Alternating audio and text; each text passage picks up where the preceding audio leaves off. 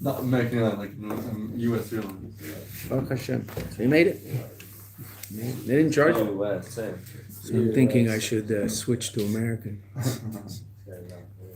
Okay, let's go. This is a very, very famous mimer. Interestingly enough, as you can see, it's Hanocha Bilti Muga. The Rebbe never edited this mimer, which is interesting because that's not exactly true. It shows up in Likutei Sichos, which Chelik, I don't remember. I'll find out.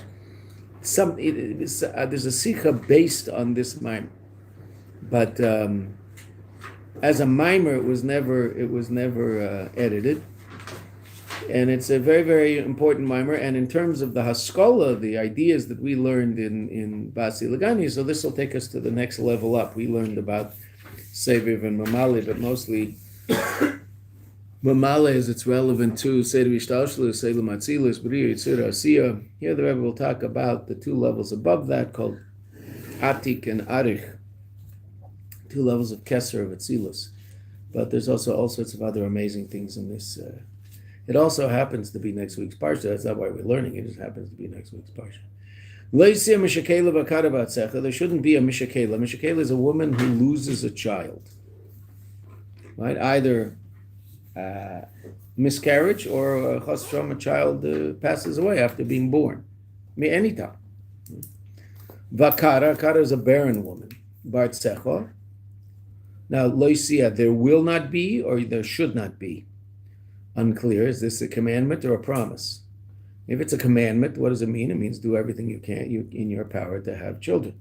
If it's a promise, then it's a promise that these things won't happen. Es mispa yomecha malei, the number of your days I will fill. Hine, mikra this pasuk, this happens to be the first pasuk in Shvi in Mishpatim, the seventh aliyah. The next pasuk we're going to read is the last pasuk in Shishi in Mishpatim, right? The pasuk before. Happens to be that the aliyahs are divided. Hine, mikra hu behemshech, this pasuk is a continuation to that which is written before it. Right? Serve your God,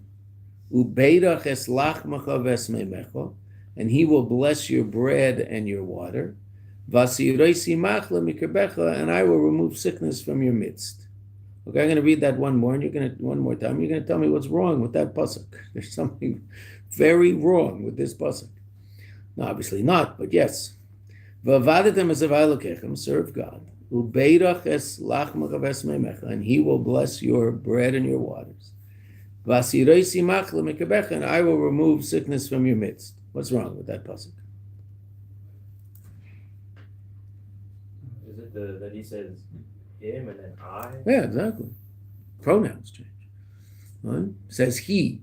Serve Yud Kei Vav Kei Elokecha. And then Yud Kei Vav Kei Elokecha will bless your bread and your water. And I, who's I? I will remove sickness from your midst. Who's I?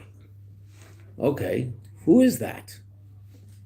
And interesting enough, if you look back at the first pasuk, it also says I. I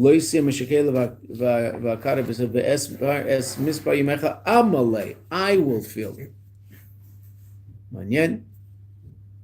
Okay, so it says first he and then I. Umamshi, the Rebbe is going to completely ignore that at this point. He'll deal with it later in the mimer in quite an astounding way, but right now he's going to completely ignore it. So we're going to also completely ignore it. This whole page is basically nigla, just saying pshat in these psukim al pi nigla. So we're going to fly through this page. Umamshich, and it continues. Shal yadei zeh, by virtue of this, by virtue of your vavadetem esavai lokechem, right? First of all, beirach es lachem chaves meimechas, that's bread and rice, gashmias, right? You'll have parnasa, and I'll remove sickness, you'll be healthy. Es mispa yomecha male, I will fill your days, in other words, you have long life, and leisi mishkel v'akad, you have children. Okay, that's pretty good. So those are all of the brachas in God. Those are all of the brachas in the world. What's called bani chayim azayni, children, health, and a livelihood. I mean, what else is there in Elam Hazeh? Right? That's it. Right? You make a living, and you need to be healthy, and you need to have children. Those are the brachas that there are in Elam Hazeh.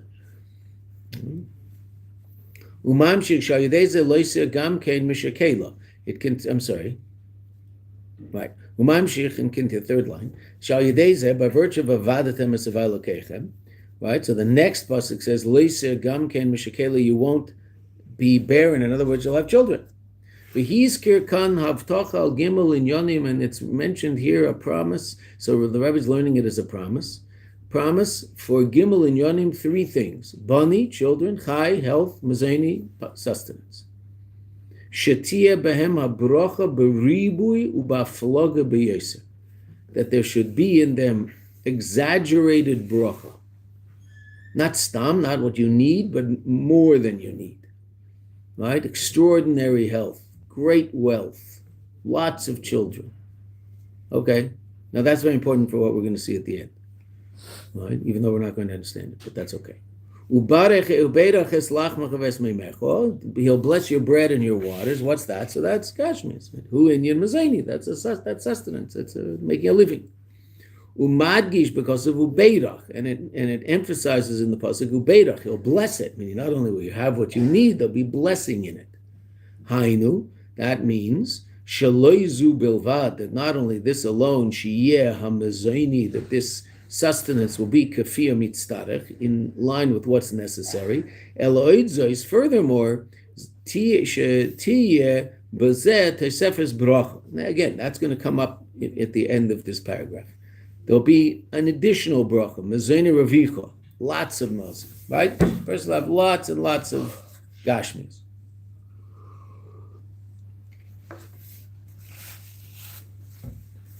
Umamshich, and the pasuk continues.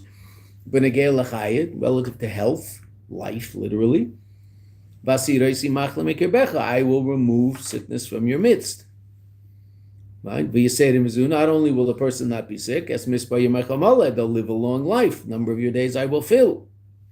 That is long life.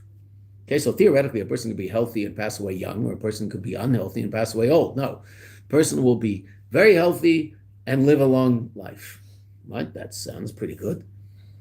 No, wait, how do you get this? What do you have to do? V'chein, similarly, b'negei labani, also relative to children.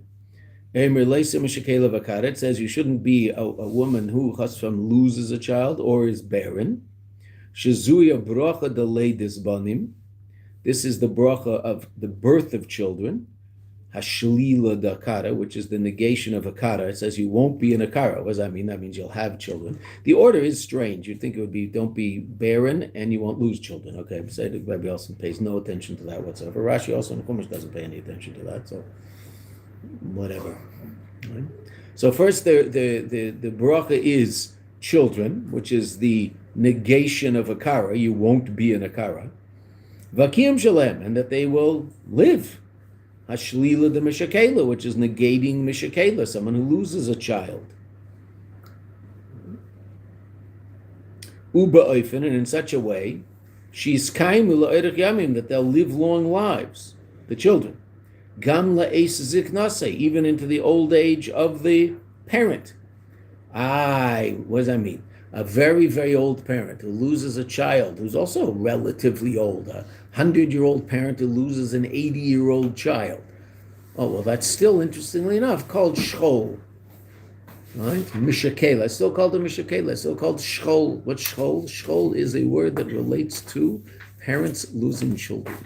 In this country, they talk about mishpachat hashchol, the family of those who have mourned lost ones, generally in wars. Right? Mishpachat hashchol. Right? Parents are not supposed to mourn the passing of children. Children are supposed to mourn the passing of parents. If it happens the other way around, it's called shchol, mishakela. So the Rebbe continues that even if someone's old, they're still called, it's still a state of shchol. Where do we see that? Well, we just saw it relatively recently. Kafi shematzinu b'Yaakov Avinu, like we see by Yaakov Avinu. You'll tell me how old he is. Shegam la'eis ziknase, also in his old age, kasher chashav shenechser le'echad mibanav, when he thought that one of his children was missing, Yosef, he thought Yosef was gone. Amar, what did he say? Vani kasher shacholti shachalti, like I've been bereft, of a child, so I'll be bereft of a child. Okay, who's he talking to? What's that? What's the part? What's that story? And therefore, how old is Yaakov when he says that? Who's he talking to? Recent events. Brother? He's talking to the brothers, right? They want to go down to Mitzrayim. They want to go back to Mitzrayim. But what do they have to do to go back to Mitzrayim? Go back. What do they have to do? Take Benjamin. Take Binyamin. Right? They have to bring Binyamin. Yaakov is not so happy about that. Finally, when he realizes that without that they're going to starve, so he better send Binyamin, so he makes this statement. Okay, so how old was he? It's a riddle, but it's not a riddle that isn't based on a specific pasuk in the Torah that tells you exactly how old he was. So if you had learned Chumash and Rashi, you might remember it. 137. How old was Yaakov when he passed away? 147. How long was he in Mitzrayim? 17 years. When he's talking to Paro, what does he say to him? I'm 130 years old and it's been rough. He was 129 or 130 at this point. Right? When was his birthday? I don't know. So either he was already 130 or he's 129. And how does he refer to himself? Someone who's bereft of a child. You're 129, 130 years old. I mean, how long are your children going to live? Okay, but he's referred to as Shchol. So the Rebbe is simply pointing out that when the pasuk says Leisa mishakela, that you won't be a mishakela, that means that you'll live a long life and your children will live very long lives and outlive you. Even if you're 150, so your kids will be 130.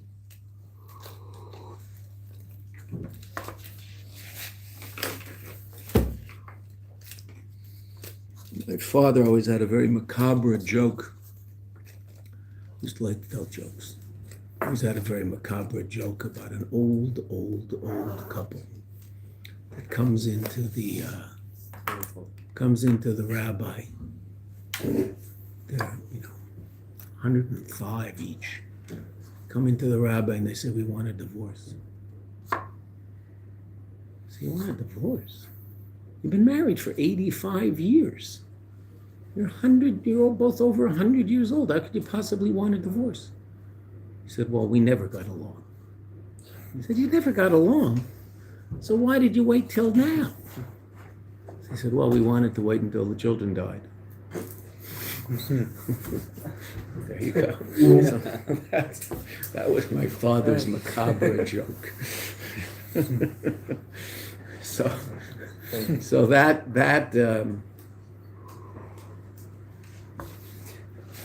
that's mishakela.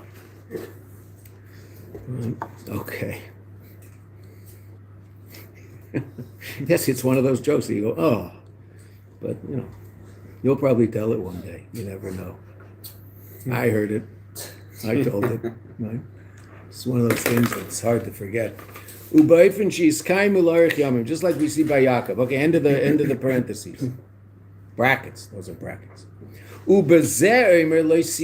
And relative to this it says you will not be. So now the Rebbe points out, there's two different ways in which you can explain this. A command, don't be mishakela v'kara. In other words, do all that you can in order to have children and keep those children healthy and alive and not miscarried.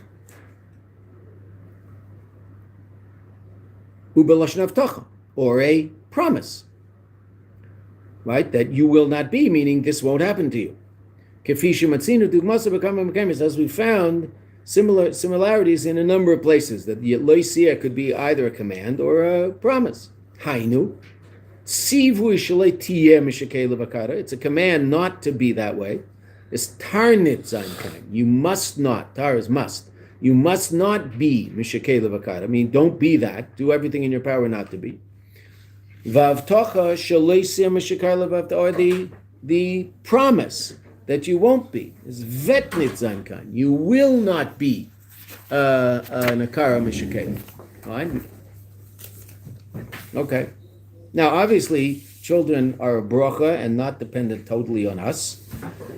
But what's that tzivur? The tzivur is to do everything in your power to have children. If the Eibusher decides that there's not children, so there's nothing anybody can do. But a person is responsible to do whatever they can.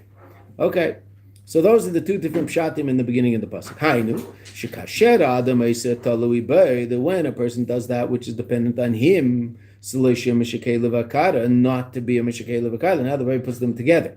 Do everything you can in order to have children. Azai, then what? The Eibusher promises. The Eibusher gives a promise. That you won't be a mishakela v'akara. Right? Okay. Do whatever you must. Do whatever you can, and the Eibusher will take care of the rest. Make sure that everything works as Rat Hashem. V'tanai l'kol. What's the condition for all this? Who kefisha makdim b'kosev, like the beginning of the first pasuk. Again, it's the second pasuk quoted in the Maimer, but it's the first pasuk in the Torah. Right? Ve'avaditem esavai lekechem. Serve God. And then what's going to happen? Bani chaim azayni. Right?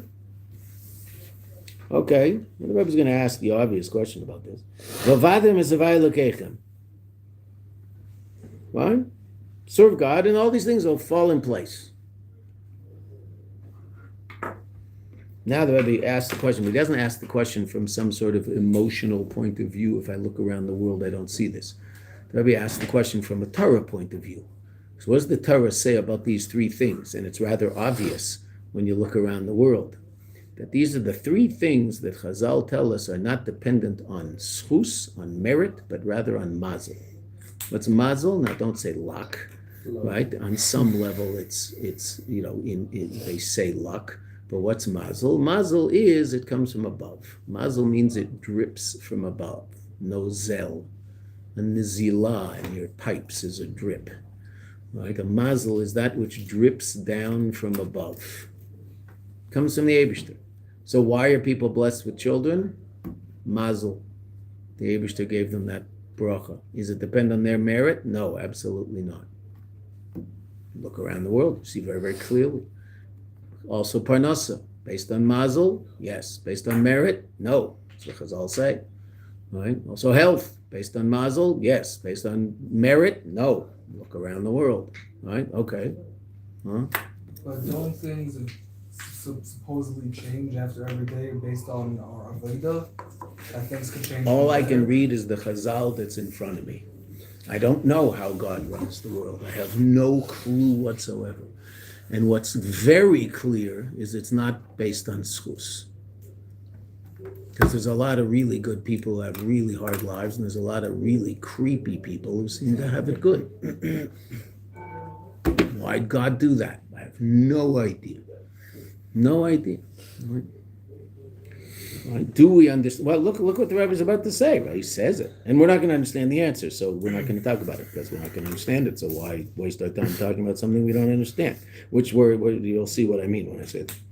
So now the Rebbe says 3 lines at the that even though relative to these 3 things, children, health, and a livelihood, Amru Chazal say, the Gemara, Shalav b'schusa talya milsa, these things don't depend on merit. Ela b'mazla talya milsa, it's dependent on mazel. Ein mazel Yisrael. There's no mazel to the Jewish people. What does that mean? Ayin is the mazel to Yisrael. Who's the mazel of the Jewish people? The Eibusher. All of the nations of the world have their own mazel, their own constellation, their own heavenly bodies that are somehow involved in influencing them. What do Chazal say? Ein mazel Yisrael. There is no mazel Yisrael. What is the mazel of Yisrael? It says it's going ayin. Ayin is the mazel of Yisrael, the Eibusher. Yesh mi ayin, not yesh, not a mazel of yesh, a mazel of ayin. Godly, the Eibusher.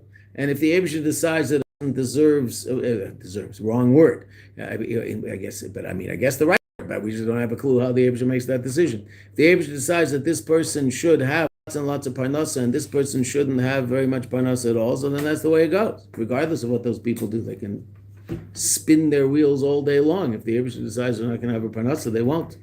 If the Eibusher decides they will, so then they have to do minimal work, and they'll, Baruch Hashem, be blessed with the parnasa. It's just the way it goes, which is something we don't understand. Okay, why the Eibusher makes these decisions, haven't got a clue. Right? So that's really interesting. So now, how do Chazal say that in the face of this pasuk? If there's a machlokes Chazal and a pasuk in Chumash, who wins? Well, you would think the pasuk. Now, there is obviously, there's never a machlokes Chazal and a pasuk in Chumash because Chazal know all the psukim in Chumash. So when they say what they say, they know there's such a pasuk. So this pasuk says, "Serve God and you'll be blessed with bani chayim ezainu." And Chazal say, "Serve bani chayim ezainu." It doesn't depend on service of God. So how do you solve that apparent contradiction? Right. So the Rebbe says, let's just read the whole question.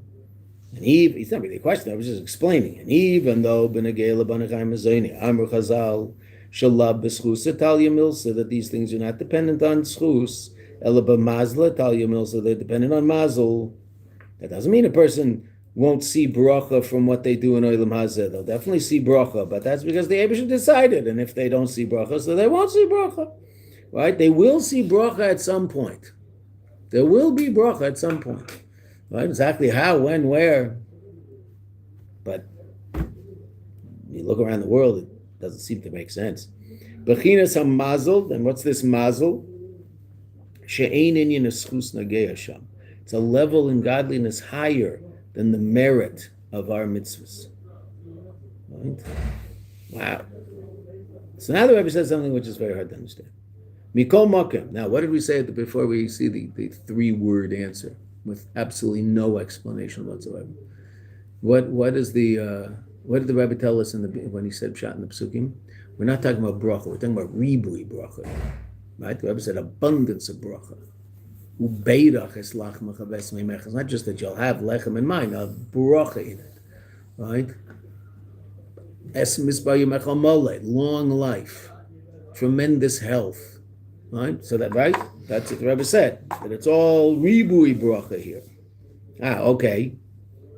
So that evidently, ribui bracha b'zeh, talui binyan aveda dafka. Abundance of bracha does depend on aveda. So how that works, haven't got a clue. Do you need the initial mazel in order to get the ribui bracha? Can you overcome the lack of mazel through and get ribui bracha based on the Aveda? That doesn't sound like what Chazal said. No idea. So we're not going there because what are we going to talk about exactly? No idea.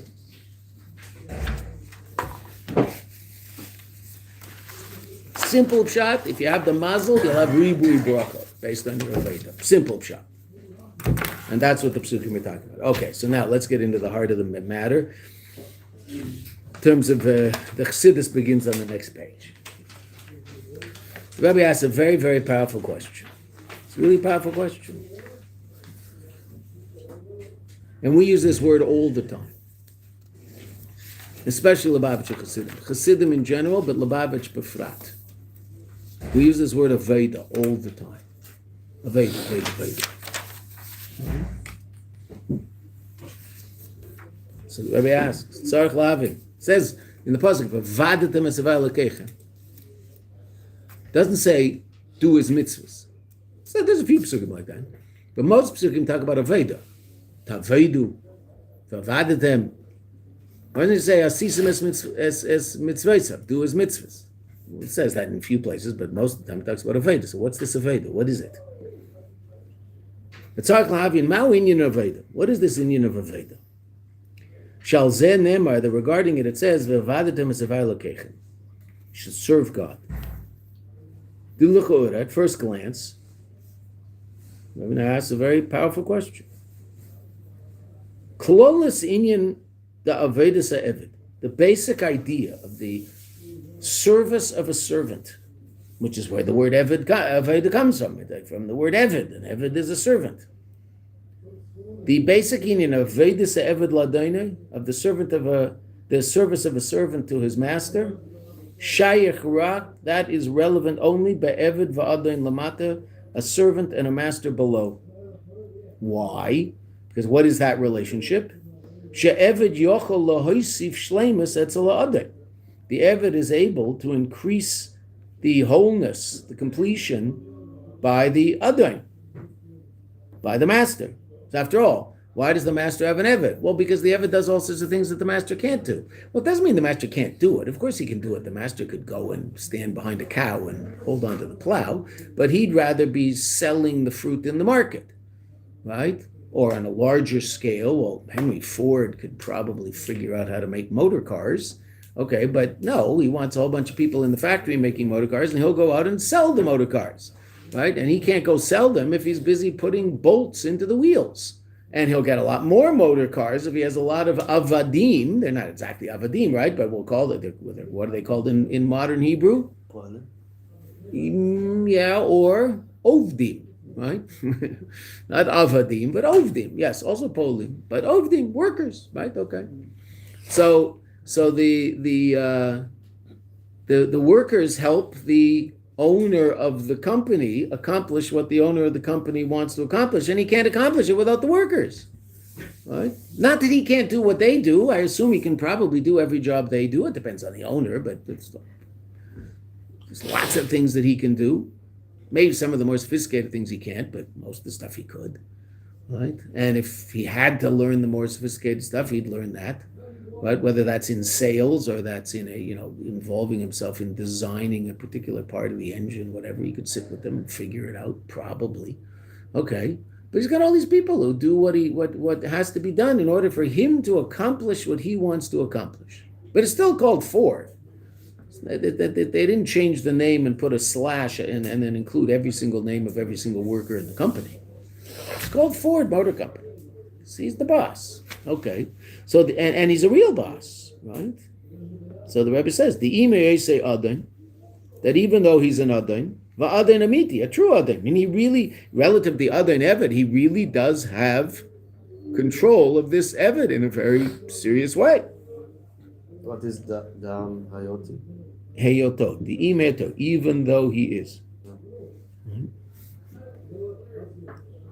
Mikol makom, nevertheless. Yesh gam inyanim shechaserim etzlo. There are things that are lacking by him. V'zeu avedus eved, and that's the avedus eved. That's why he needs an eved, because there's things that he can't do. And if the things he wants to do is to just sit on his couch and eat potato chips all day, well, okay, he's going to need an eved to let him do that also. If he doesn't want to work, right? Yeah, he's got to produce something. So he's got a field, but he's a lazy guy. Okay, so if I'll hire an eved, and the eved will do the work, and he'll get the profit.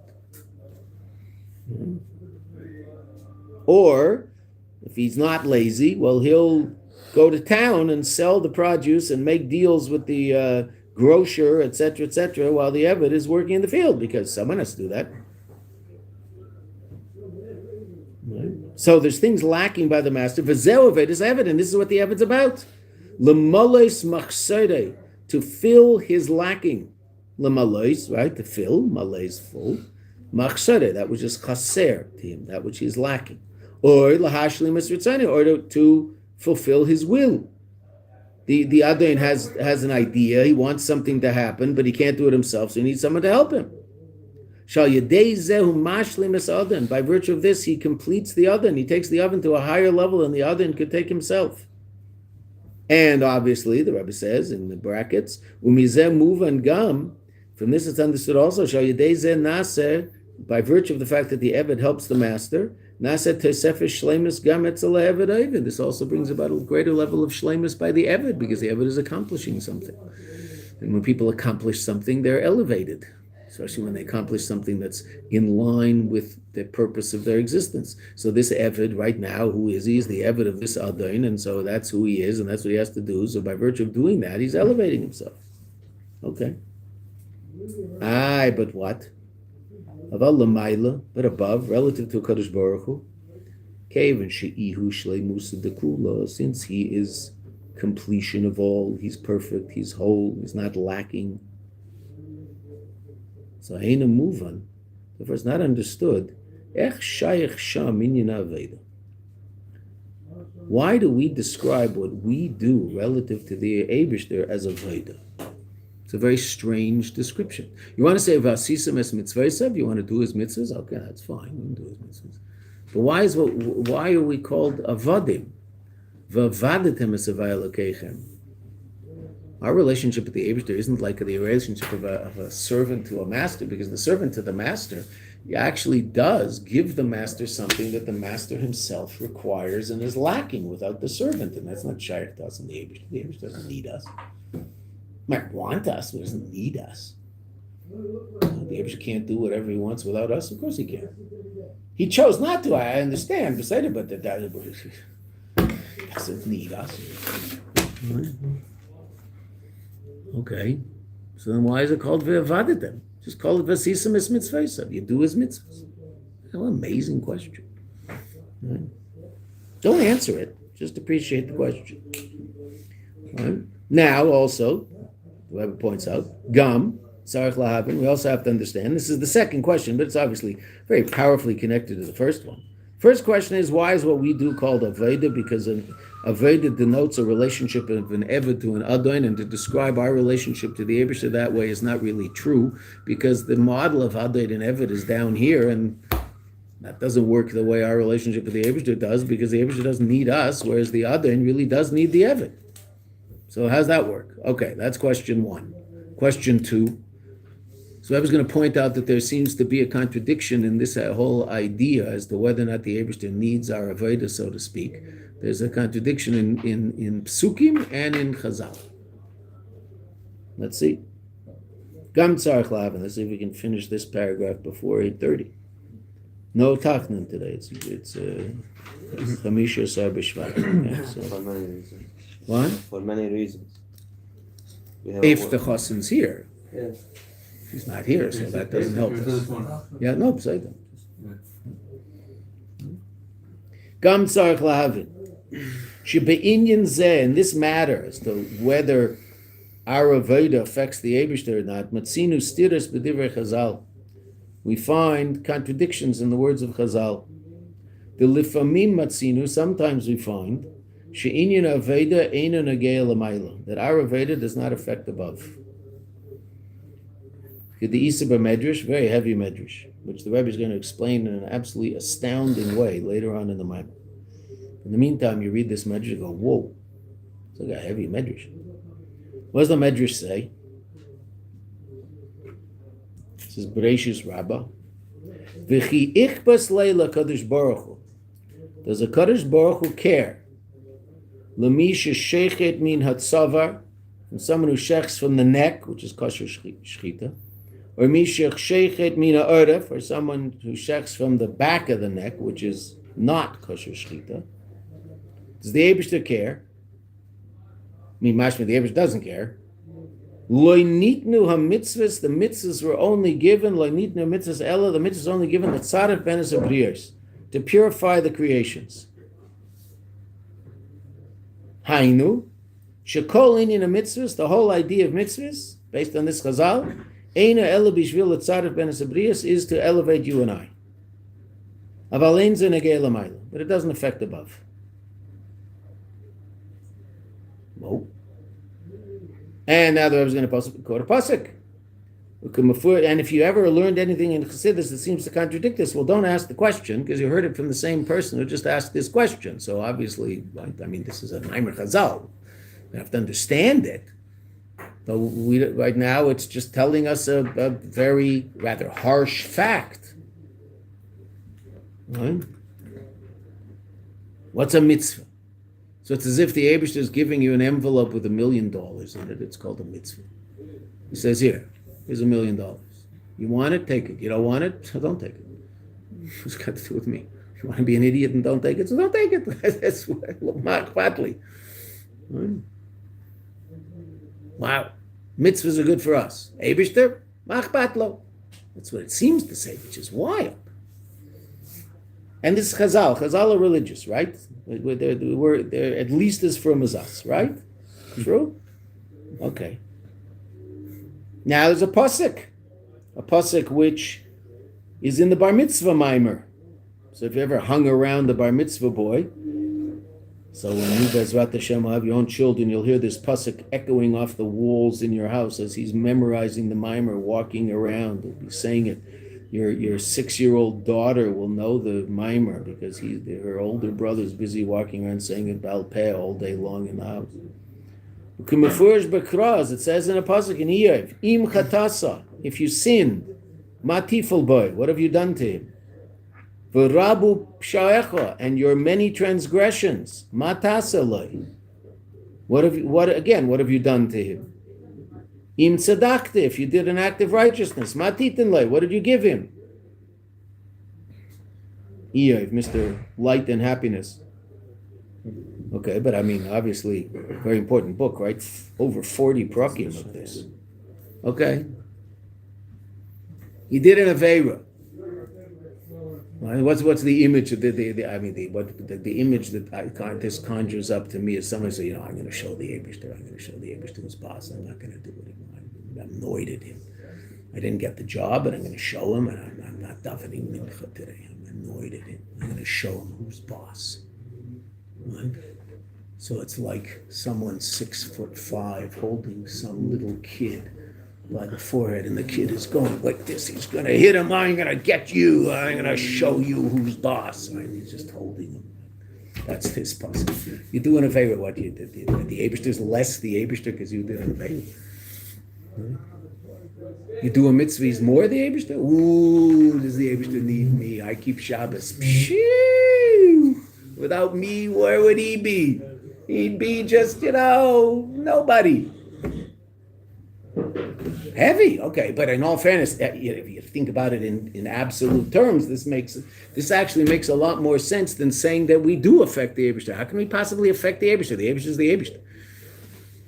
Okay, but we're going to see that there's Maimar Chazal that say we do, and there's going to be Psukim that say we do, because that's the second half of the coin. And those ones, interestingly enough, you'll notice the language of the Rebbe. When the Rebbe talks about us affecting a Kadosh Baruch Hu, he adds one word that he didn't use here. What's that one word? That magical word. Kaviyachol. What does Kaviyachol mean? So to speak, meaning so to speak.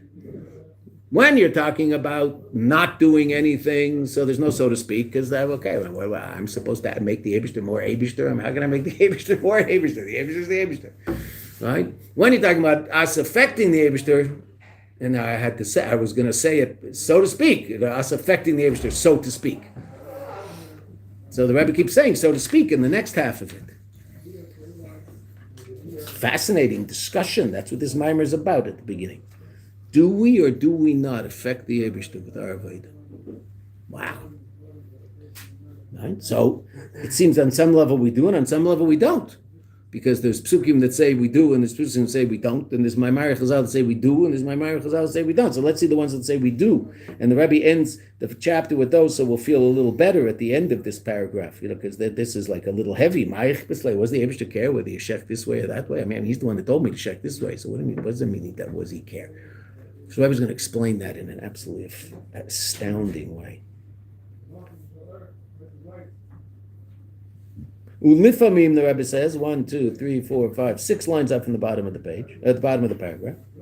Lifamim matzinu, sometimes we find in Chazal and Psukim, Shavodas Adam yesh la hashpah l'mayla, that our Avodah does have effect above, which is, again, in all fairness, objectively harder to understand. I get that I'm going to affect the Eibishter. That I get. I am going to affect the Eibishter. How does that work? Okay. Kadisa b'medrash, like the medrash says, a medrash in Eicha Rabbah, right? We've talked about this before. We talked about it in Basi Lagani because we saw Basi Lagani and Chaysi Kalo. Kosu b'medrash b'mkeimei in its place. And where's the place? Shiurim Rabbah. Right? There's 5 Medrash Rabbas, Bereish Shmeis, etc. There's also another 5. The 5 Megillas, Esther Rabbah, Eicha Rabbah, right? Shiurim Rabbah, Rus Rabbah, and Kahelis Rabbah. Thank you. Right? Those are the 5 Megillot. Okay, so there's a Medrash right now. So how do you find them? Well, in a rabbinic Medrash Rabbah, which looks like a Gemara, it's a big book the size of a Gemara. So at the end of Bereish Shmeis, there's a couple, and at the end of V'yikra, B'midbar, and Devarim, there's a couple, right? Of smaller Medrash Rabbas on the Megillas. So this is from Eicha Rabbah. Right? Eicha is, of course, Lamentations, that which we say on Tisha B'Av. Written by, who wrote Eicha? Yirmiyahu Hanavi. I just found out something very interesting that I didn't know on Shabbos. It's always nice to find out things you don't know. Right? Actually, I found out two things on Shabbos that I didn't know. Probably found out more, but there's two that are resonating right now. Malachi, Navi Malachi, Treyasar, it's Ezra. Yeah, isn't that interesting? Ezra, like Book of Ezra who came back and built the second base of Mikdash, he's Malachi. Because I'll say Ezra is Malachi. I didn't know that. That's fascinating. Right? That's often the case that, you wonder who's this, but Ezra is Malachi.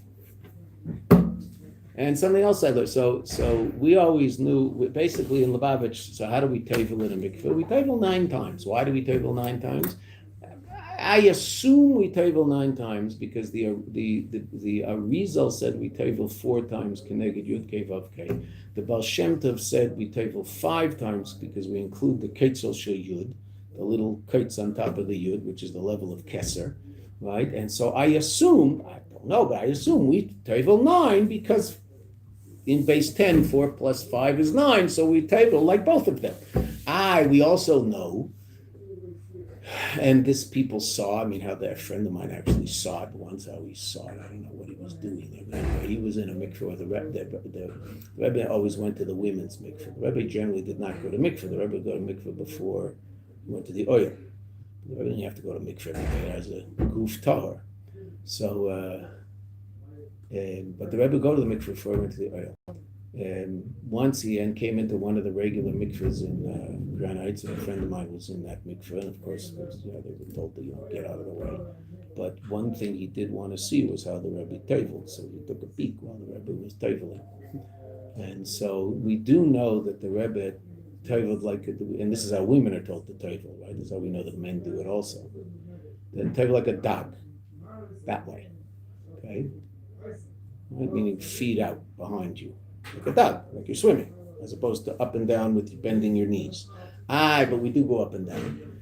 So the basic understanding is that it's 6 up and down and 3 like a dog. So I was always under the impression that it was 3 up and down, 3 like a dog, and 3 up and down. So Shabbos in mikveh, I was teveling next to someone, Lubavitcher, interesting guy, knows a lot. So he said that Rabbi Groner once told him that there was after the Rebbe, in Rosh Hashanah, the Rebbe used to blow the first 30 tekiyos. And then there was someone else, depends on when, how early, etc. Someone else used to blow all the rest of the tekiyos throughout davening, etc. So Rabbi Groner told this friend of mine, Lazer Lichstein, we were in the mikveh together on Shabbos morning.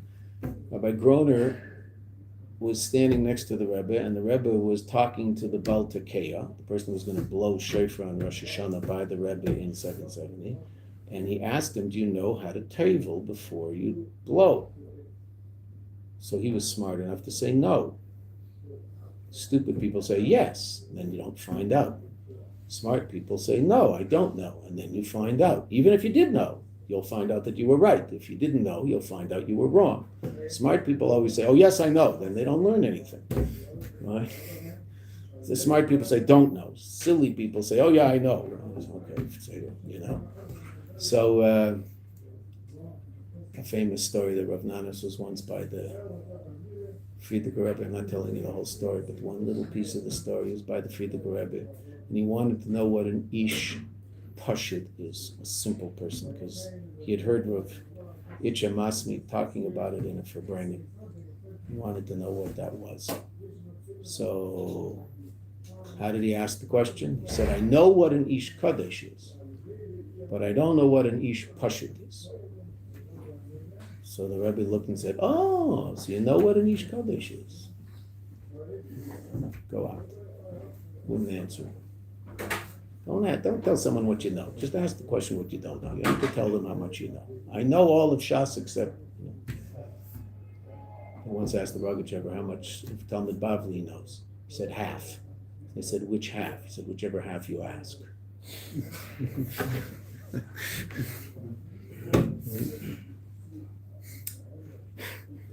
So, Chassidim used to say that someone says he knows all of Talmud Bavli, chutz mi nida. Now, simply that would be except Maseches Nida. But what does it really mean? You'd ask him something, he's going, nidda, not here. No, I don't know this one. And then you'd ask him, oh no, nidda, no, not here. I don't know this one. Chutz mi nida, nidda, not here, not here. Now, anywhere you ask him, no, not here, not here. Right? Okay. So, back to Rabbi Groner. So, Rabbi Groner told Lazer that the Rebbe told him, how do you tevel? Again, everybody. I asked a bunch of people, and they all said, "Well, 3 and 3 and 3." No, 3 groups of 1 down, 1 out, 1 down, 1 down, 1 out, 1 down, 1 down, 1 out, 1 down. That's how the Rebbe told about the Keah to Tevel. So there you have it. Now Rabbi Groner heard it, and Rabbi Groner told Lazer. You see, I was dumb. I never asked Rabbi Groner how to tevel. If I'd asked, I would have known this a long time ago, but I didn't. I just assumed I knew. There you go. I didn't know. Okay, let's finish the paragraph, and then we'll stop. So sometimes we find she'avedas adam yesh la hashpah l'may. Kedis b'medrash, like the medrash says, ala pasuk, a pasuk in Shlach, right, by the Meraglim, va'ata yigdal na koyach adni. It will become great now, the power of Adni. Adoy and then Nai, right? Sha'al yadei kiyam Torah mitzvahs, that through the performance of Torah mitzvahs, nasa inyan, it's brought about an inyan, a reality of the hagdola, the aggrandizement, the making bigger of B'Shem Adni. We somehow affect the Eibishter. V'chein matzinu, and also we found, sha'al yadei heder aveda, that through a lack of aveda, Nasa chalishus kaviyachal l'mayla. Is it kaviyachal? Right. By virtue of a lack of avodah, we bring about a certain weakness, so to speak, above. K'di isa b'medrash, like the medrash says on the pasuk. Tsur, it's pasuk in Hazinu. Tsur, your rock, yaladcha teshi. Your children, teshi, can weaken you. Tara mateshes keicha shel adam. The Torah weakens the strength of a person. The story with Reish Lakish, right? Jumping over the river. Then once he did tshuva, he couldn't jump back. The Gemara says, Torah mateshes keicha. It weakens the physical strength of a person. Adds to his spiritual strength, which will weaken his physical strength. Reish Lakish couldn't jump back over the Jordan River. When he saw, right, the story in Baba Metzia, we saw Rabbi Yochanan bathing there, etc.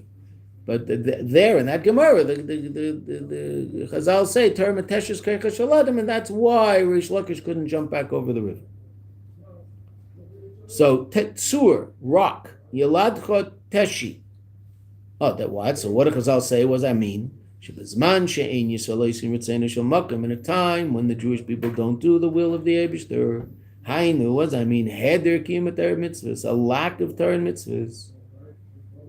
Matishin kaviyachol, again, it's kaviyachol. Weaken, so to speak, the greatness of above. Okay, so do we or do we not affect the Eibishter? Well, there seem to be conflicting psukim in Maimar Chazal about that. That's the second question. The first question is more general. Why is what we do called a Veda? Because a Veda is a specific, meaning the Eibishter created the world, and that word ayin-based Daled relates to a particular reality in Olam Hazeh. And that reality is not relevant to our relationship with the Kadosh Baruch Hu.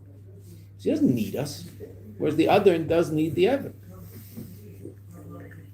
He was just whole without us. So how does that all work? Okay.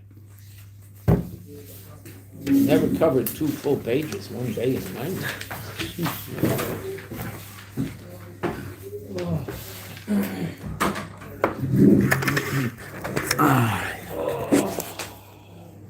Tomorrow there'll be shiur. I mean, this wedding is starting at 4:00. I can't imagine it's going to end too late. Yeah, I'm excited.